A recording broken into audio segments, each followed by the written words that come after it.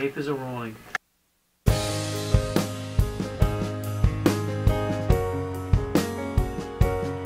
We did the drums and the piano live. Spent the whole day just doing the entire song, coast to coast, drums and piano. And we didn't use a click track either. I mean, it would have been a little crazy to try to do it any other way, really, with all the different changes and stuff. But that was different. The only other times that happened on the album would be mainly the other live songs. So this was the only like studio production through and through that was just completely played by feel. So if something there's no metronome to this song. So if something was faster or slower, it just it just went wherever our hearts and minds went.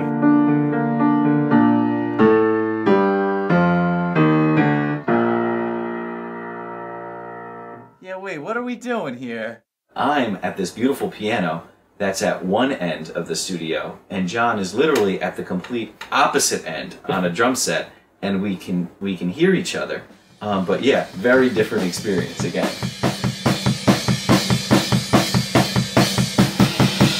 I played the same drum kit and a few of the same cymbals that I used at Sound Over Sound when I was 17. It was kind of a little nod to the past.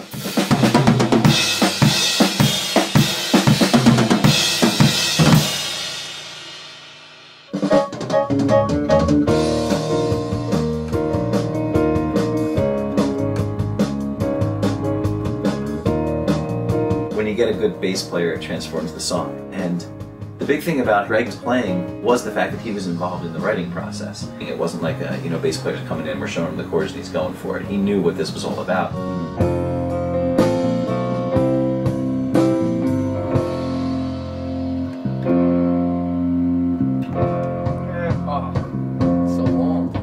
John, let's long. I gotta just hold it a little extra longer. So I think we're happy, right, John? Yeah, man.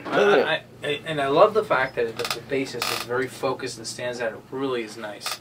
Even from over there, it's just every note is just like over there and over there and over there and over there and over here. No, really nice. Great. Yeah, good stuff, brother. Great work.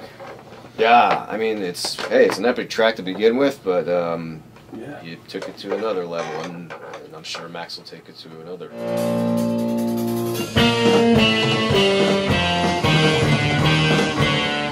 That was about the first day that I could, do anything. I didn't quite know what the plan was. I'm in here doing electric guitars. We're figuring out exactly the purpose of the electric guitars in this song. And the acoustics and the electrics are sharing the same tracks? Yeah, okay. That's the problem. Now, not the lead guitar, though. So the lead guitar would be, I mean... I can use the lead guitar for punctuation. I can use the lead guitar tracks for that punctuation.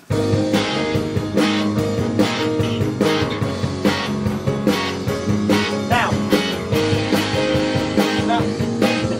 Wrong one? Yeah. It's very valuable to be able to place one's ego aside and be at the whims of those doing the creative work. And in a way, that's its own reward, being able to say you could do that. That's how you get more work, man.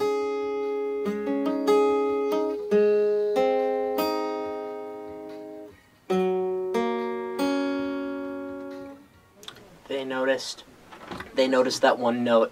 Oh God, am I screwed? It was a good thing that you were the guy there doing that, because you're very open-minded, because you're willing to go with the flow, and no matter what, it's music, so you're probably going to fall in love with it anyway. Yeah. When he added the rhythm guitar, I was like, oh, now I'm starting to hear it.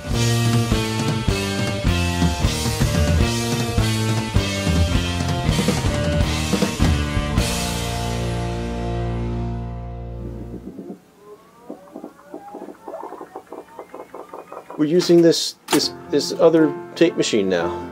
Yeah, we're going to be doing. We're going to be tracking several vocals, harmony vocals, and we need the real estate. We need like 6 or 7 tracks. We don't have it on the 16 track, so we've opted to record several separate individual tracks and then do a track reduction on the fly, so to speak. Ooh. So we would run both tapes at the same time and try to line it up. You just did you and like arranged this full choir part, and it was just the two of us. All right, we could punch in. We could punch in. That was good. The stuff before that was good. That was in my comfort zone there. That's what I do all the time, every day. Yeah. Very efficient. I think we were done in like 2 hours. Yeah.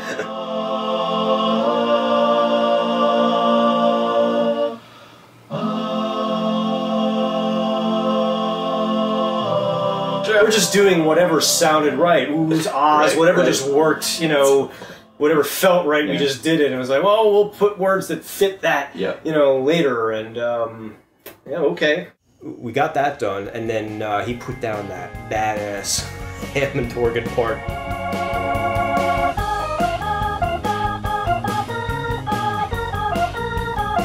If it were a live show, like, I would love to hear that just, like, going for a while, because it becomes like a heartbeat, and it's just, like, it's so cool. That was the first time I really got to sink my teeth into a real Hammond organ. And the way that you grow up listening to, you know, old Yes albums and stuff like that, and you would hear this sound growing up, you're like... gigantic Leslie Oh my gosh, oh my gosh, that you could change the speed on the Leslie. I mean, this was just, it was a dream come true.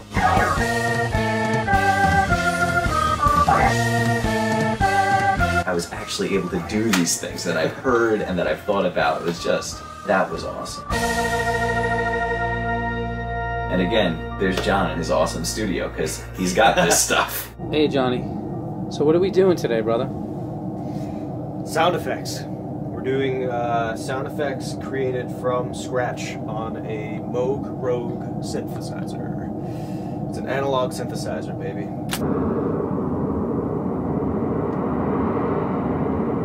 A few years ago, I watched a documentary about Bob Moog, the inventor of the Moog synthesizer.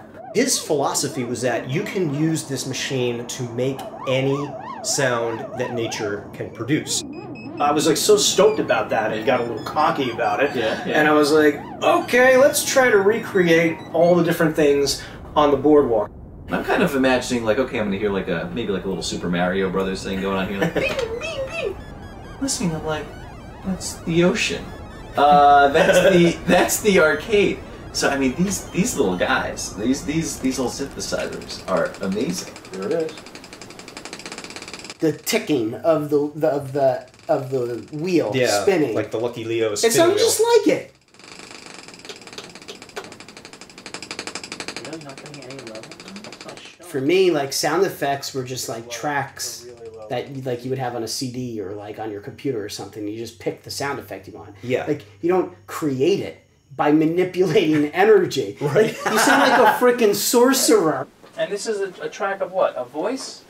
Yeah. Step right up, try your luck at the spinning wheel, win a prize! You were one of those guys, weren't you? That was my first job. We've got hats, we've got records, we got tapes, we've got guitars, win a prize! The fact that it's kind of a realistic sounding yet somehow incomplete picture of the boardwalk, I think adds to the eeriness. The wheel spinning, the symbol of chance, and then you have probably the most powerful force on Earth, the ocean.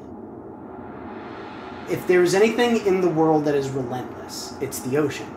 Just the waves never stop.